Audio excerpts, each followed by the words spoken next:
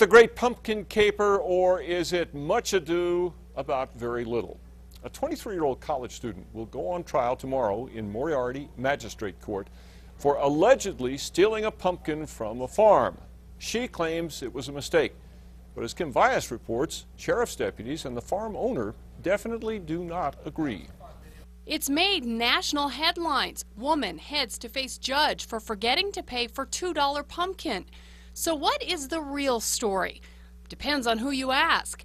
It all started the night of October 28th at McCall's Pumpkin Patch in Moriarty during the Haunted Farm Tour. At the Haunted Farm, we do not offer the sale of pumpkins, or at least after 10 o'clock, and that was when the incident happened. That night, a deputy keeping an eye on things says she saw 23-year-old Lauren Medina and her male friend each grab a pumpkin out of a display barrel and walk to their car.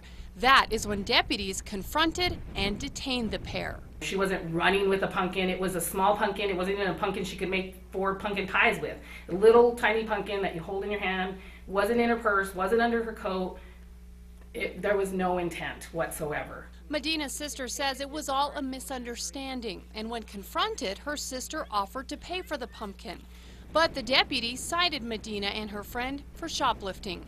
The sheriff's department and McCall's say there was nothing to misunderstand. If every guest that came to the farm took a pumpkin without paying, I wouldn't be here. The McCalls say they actually have 4 to 5 thefts like this every season. Those cases haven't made the news because the suspects have pled guilty and gotten probation. But in this case, Ms. Medina opted to take it to trial. They wanted probation and it to be on her record, and that is the last thing a young student wants. Medina's family thinks this has all gone too far. People with 10 DWIs get dismissed every day. People that have way bigger records get off.